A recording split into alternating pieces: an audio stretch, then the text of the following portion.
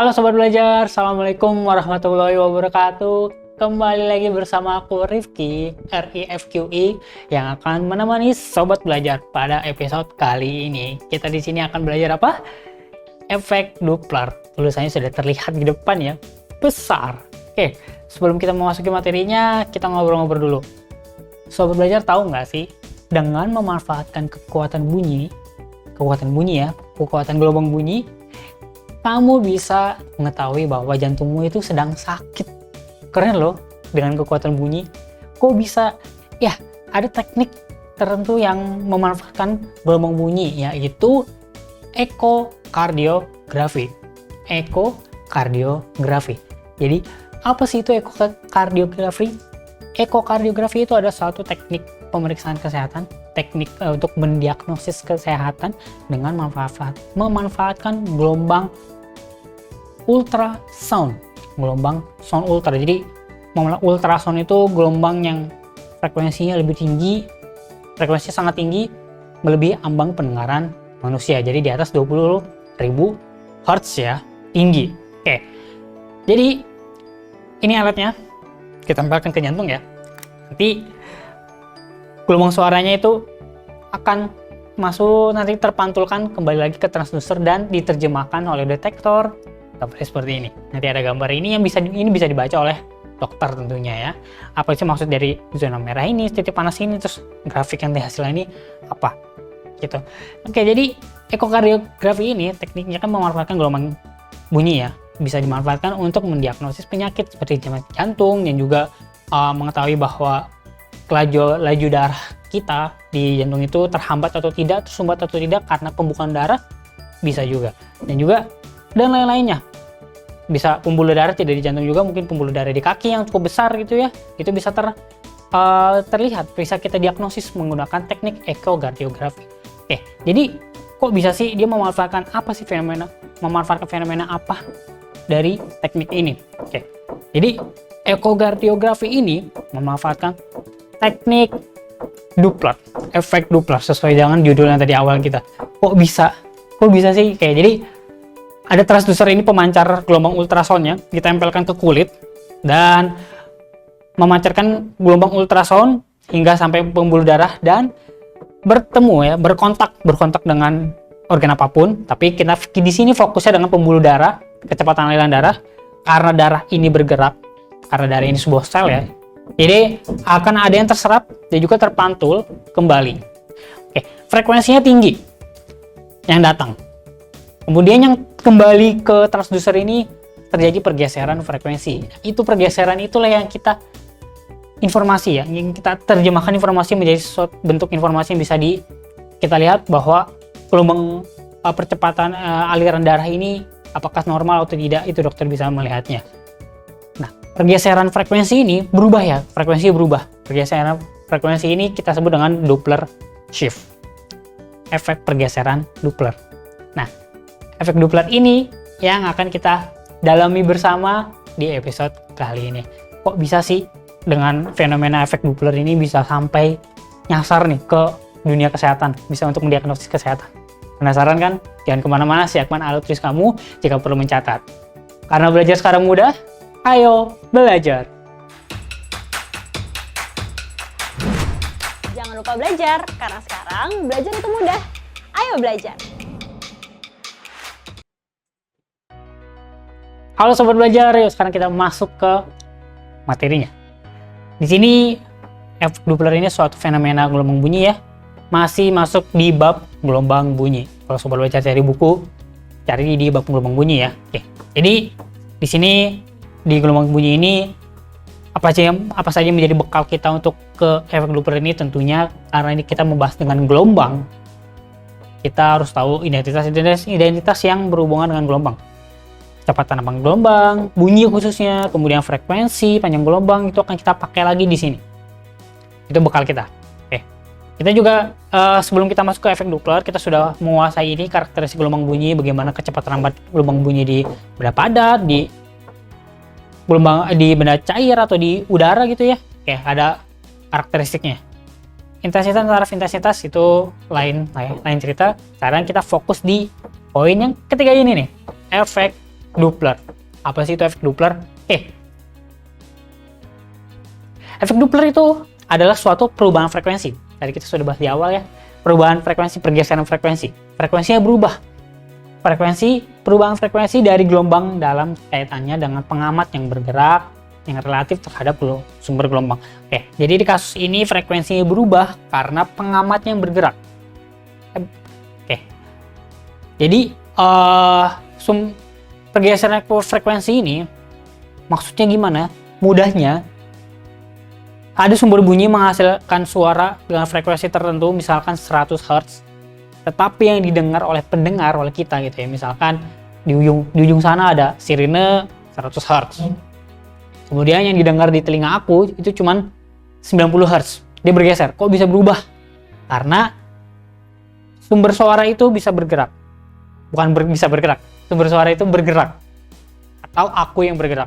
Jadi karena ada salah satu dari sumber dan pendengar yang bergerak, maka terjadi pergeseran frekuensi. Yang ini disebut dengan efek Doppler. Jadi karena dia sumbernya bergerak, misalkan titik ini adalah sumber suara ya. Jadi misalkan dia bergerak ke kiri dengan kecepatan tertentu. Ingat, cepat rambat gelombang bunyi di udara itu konstan ya. Misalkan cepat rambat bunyi di udara 340 meter per second. Maka tidak peduli sumbernya bergerak atau tidak, cepat rambat gelombang bunyi di udara tetap segini. Jadi kalau kita lihat dia karena dia bergerak ke kiri, jadi lebih rapat ke sini nih, lebih rapat, dan yang ke belakang itu lebih renggang.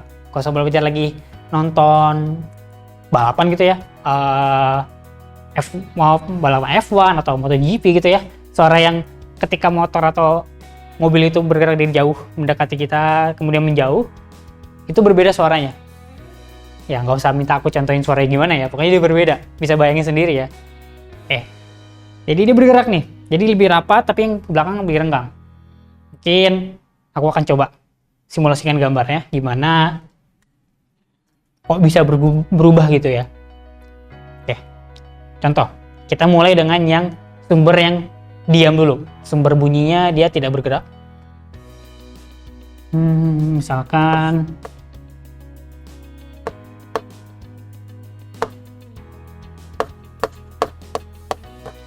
ada sirine, bunyi sirinenya ninu, tapi anggaplah dia bunyinya 1 detik ya. Jadi 1 detik pertama nit gitu ya. Anggapnya kayak gitu.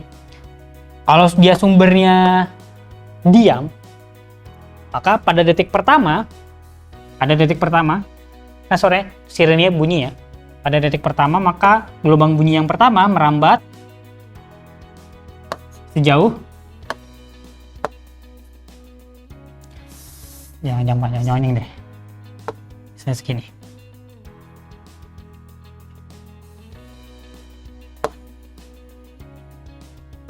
Gelombang bunyi merambat karena kecepatannya 340 meter per second, maka pada detik pertama gelombang bunyi yang pertama itu sudah menempuh jarak 340. Pada detik kedua kan bunyi lagi tuh sirenenya, nit gitu ya, bunyi lagi ya. Nah, sirene yang kedua pada detik kedua itu masih detik pertama untuk yang sirene yang kedua ya. Ini jaraknya 340. Tetapi bunyi yang pertama tadi keluar itu sudah bergerak lagi kan jadinya.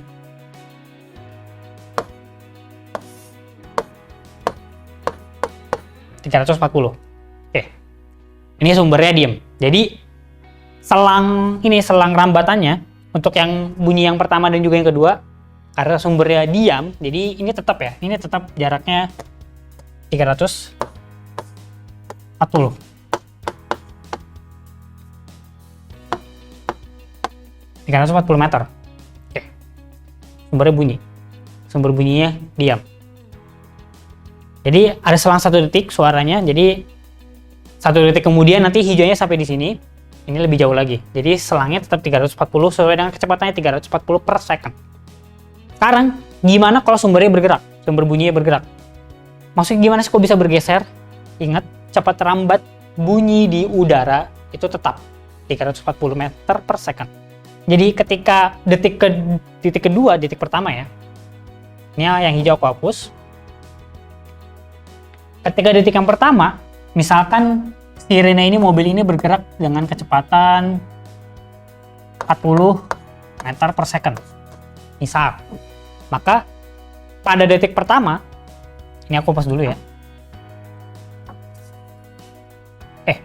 Pada detik pertama, ketika dia sirene masih di sini, kan bunyinya bergerak ke sini ya, 340 meter. Pada detik pertama, bersamaan dengan gelombang bunyi yang merambat, sirene juga bergerak. Jadi ke sini misalkan.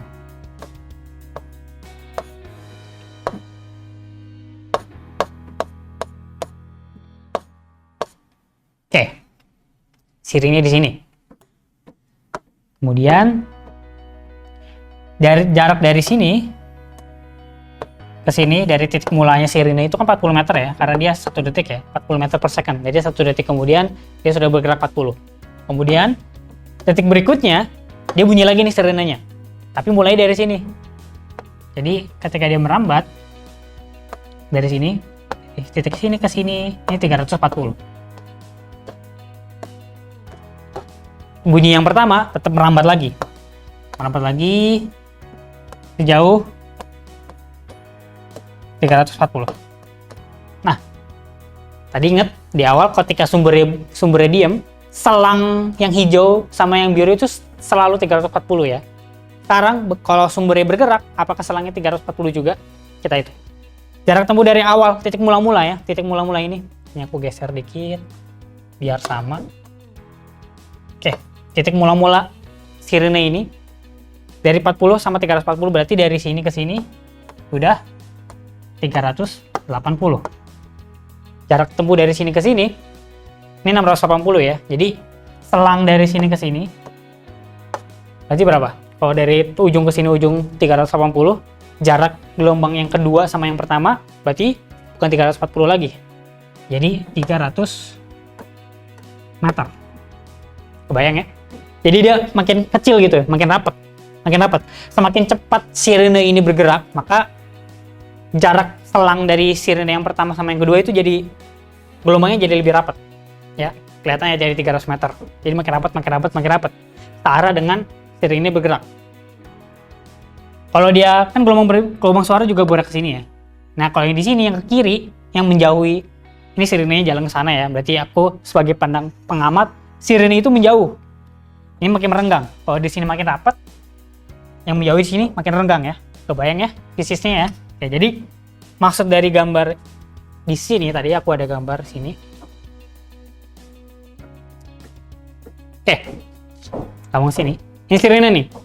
Ketika dia diam, maka ya cepat terbang gelombang kayak gini, sama ke segala arah.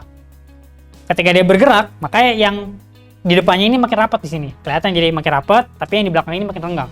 Itu kalau dilihat dari fisiknya dia makin rapat, berarti kan frekuensinya makin tinggi ya.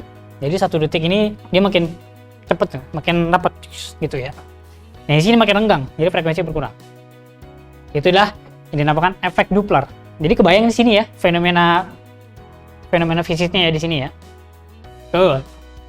Dan secara matematis kita formulakan sebagai berikut. Ada di depan sini. Kita formulakan dengan Fp. Fp itu adalah frekuensi yang didengar oleh pendengar. F pendengar, frekuensi pendengar. Fs di sini adalah frekuensi sumber. Apa aja nih konstannya? Kita lihat di sini. F frekuensi yang didengar, satunya Hertz. Fs ini frekuensi yang di sumber ya. Frekuensi sumber, Hertz juga. V, yang V aja ini adalah cepat rambat bunyi. Cepat rambat bunyi di udara. Vp adalah kecepatan pendengar. Seandainya jika pendengar ini bergerak, ya masukin aja gitu. Tapi kalau kasus-kasus yang tadi kita bahas, pendengarnya itu diam ya. Jadi ya kalau misalkan kasusnya dia pendengarnya diam, maka ya Vp-nya ini 0 ya. Jadi 0 gitu ya. Oke, mudah aja. Ini aku ajarkan semua rumusnya. Ini masih plus minus, nanti kita lihat kapan dia plus, kapan dia minus ketentuannya. Kemudian VP kecepatan gerak pendengar, VS ini adalah kecepatan gerak sumber bunyi. Oke. Ini dicatat, plus minusnya nanti ada lagi ketentuannya. Catat dulu. Sekarang gimana, kapan dia plus, kapan dia minus. Untuk yang sumber, kita fokus dulu sama yang sumber. Yang sumber ini akan bertanda positif jika sumber bergerak menjauhi pendengar. Jika sumber bergerak menjauhi pendengar, maka VS-nya ini positif. Ya, maksudnya ini sumber. Misalnya ini pemadam kebakaran tadi, dia bergerak ke sana, terus pendengarnya di sini gitu. Ya, ini aku gambar stickman aja ya. Jadi kan dia menjauhi ya. Nanti kalau dia menjauhi, maka VS ini positif. Kemudian kalau dia ya berlawanan, kalau dia mendekati berarti dia negatif. Simpel ya. Oke. Kemudian untuk yang pendengar, dia bertanda positif jika mendekati sumber. Jadi kita lihat di sini bedanya, untuk yang VP dan VS dia saling berkebalikan. Jadi sobat belajar cukup hafalkan salah satunya aja deh, yang sumber. Kalau sumbernya menjauhi dia positif. Berarti kalau pendengarnya mendekat berarti dia positif. Positif berarti mendekatnya. Jadi berkebalikan. Kalau yang pendengar dia bergerak mendekati sumber, maka dia nilainya positif di sini. Dan berkebalikannya, dia bertanda negatif bila pendengar ini menjauhi sumber bunyi. Oke. Kalau kita apalin doang langsung apal, itu sulit ya. Jadi kita harus perbanyak latihan supaya kita terbiasa menggunakan formula ini. Oke, sekarang aku masuk ke contoh soal nomor 1. Supaya kita terbiasa ya dengan formula itu. Formula itu doang, tadi doang, itu doang. Sekarang kita lihat gimana kasusnya. Kasusnya bermacam-macam. Di soal nomor 1 ini, apa yang kita punya? Kita baca dulu pertama. Ada sebuah mobil yang bergerak. Sebuah mobil bergerak dengan kecepatan 20 meter per second menjauhi orang yang di pinggir jalan. Ya, jadi ini ada orang. Ting, ting, ting, ting. Oke. Ada mobil, anggaplah mobil. Dia bergerak menjauhi dengan kecepatan 20 meter per second. Membunyikan klakson ya. Klaksonnya diketahui 400 Hz. Oh. Jika cepat rambat bunyi di udara saat itu 380 meter per second, ini kecepatan rambat bunyinya. Berarti ini V-nya, bukan V pendengar atau V sumber. Ini V aja, V bunyinya. Maka frekuensi yang didengar oleh orang yang di pinggir jalan ini, berapa frekuensinya? Oke. Ini orang di pinggir jalan, ada mobil membunyikan klakson tapi dia menjauh. Oke. Aku tulis dulu persamaannya tadi.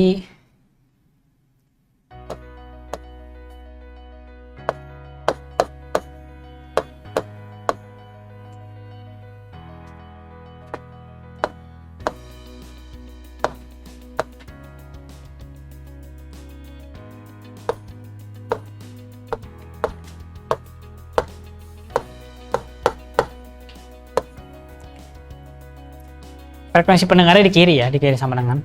Oke, sekarang gimana nantinya positif negatifnya? Kita lihat. Kita fokus sama pendengar. Oke.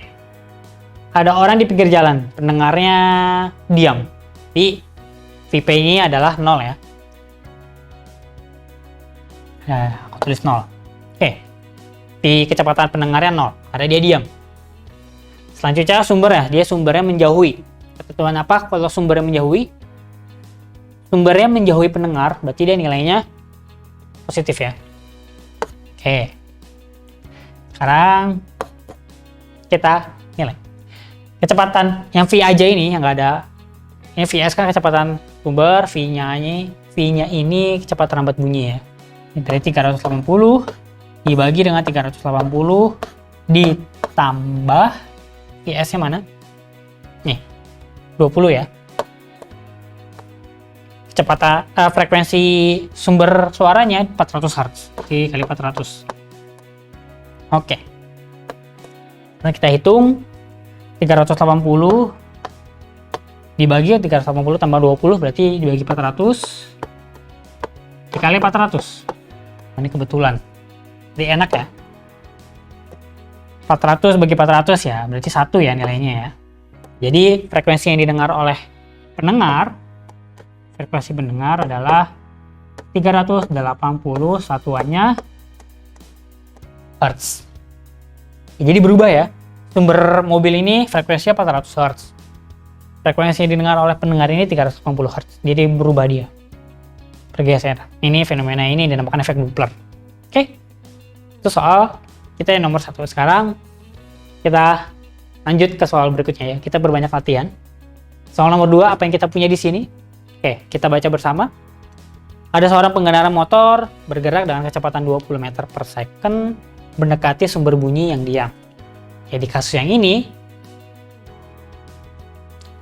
ini sumber bunyi yang diam, tapi pendengarnya yang bergerak. Pengendara motor ini mendekati sumber bunyi yang diam. Frekuensi sumber bunyinya 350 Hz dan cepat terambat bunyi di udara 400 meter per second. Frekuensi gelombang bunyi yang didengar oleh orang tersebut adalah berapa? Yes.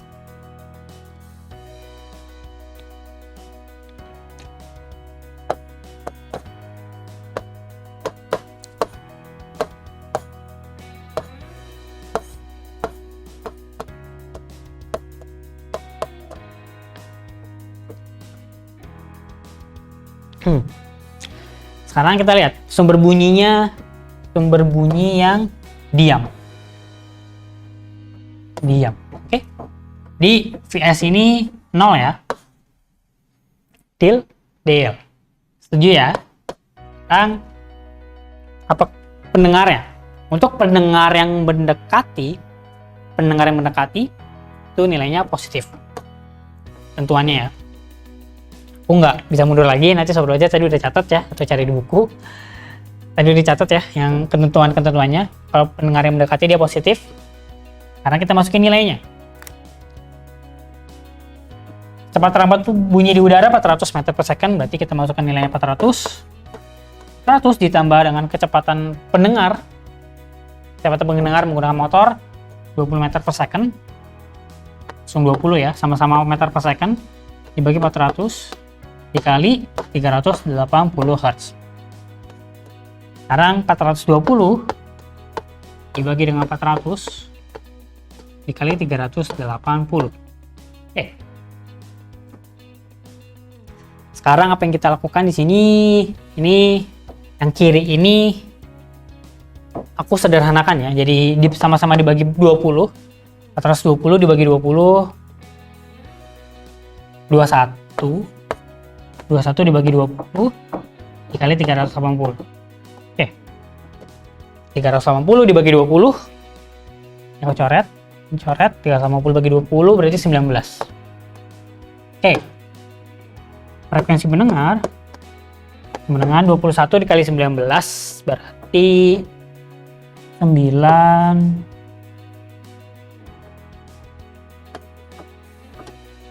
399 Hz ya. Oke, jadi frekuensi yang didengar oleh orang tersebut sebesar 399 Hz. Bisa dipahami sampai sini ya? Mudah kan? Mudah sekali. Tinggal ngikutin ketentuannya aja gimana. Sekarang kita sudah ngelewatin 2 soal bersama. Sekarang kita lanjut lagi ke soal nomor 3. Aku masih punya contoh soal lagi. Di soal nomor 3 ini apa yang kita punya? Oke. Di kasus ini kedua sumber bunyi dan juga pendengarnya sama-sama bergerak. Kita bacakan. Ada sumber bunyi memancarkan bunyi frekuensi 500 Hz saling mendekati dengan pendengar. Jadi pendengar sumbernya ya, jadi sumbernya kanan. Ini pendengarnya. Yang nggak boleh lagi lari, dia ke sini juga. Saling mendekati. Dengan kecepatan sumber bunyi 144 km per jam dan kecepatan pendengar 72 km per jam. Jika kecepatan bunyi di udara 340 meter per second, frekuensi bunyi yang didengar oleh pendengar adalah berapa? Oke, jadi sekarang kita coba dulu kilometer per jam ini ke meter per second ya. PS sama dengan kecepatan sumber 144 140 km per jam. Nanti kita bagi dengan 3600, kita dapat VS-nya berapa tuh? 40 ya, 40 meter per second. VP-nya kan 72 ya, kilometer per jam sama dengan 20 meter per second. Oke, sekarang kita sudah ubah kecepatannya menjadi meter per second. Sekarang kita hitung FP, gambarnya aku hapus. F pendengar sama dengan V IP V VS kali dengan FS. Sekarang positif atau negatif, kita lihat. Karena pendengarnya ini mendekati sumber, maka dia positif. Kemudian untuk sumber, karena dia menjauhi, oh ya, dia nggak menjauhi ya, dia mendekati pendengar. Karena dia mendekati pendengar, maka dia negatif ya. Oke. Karena kita masukkan V-nya ini berarti kecepatan baca 340 ditambah 20 dibagi dengan 340 dikurang 40 dikali dengan frekuensinya 500 Hz. Oke, 340 tambah 20 berarti 360 dibagi 340 dikurang 40, 300 ya, dikali 500.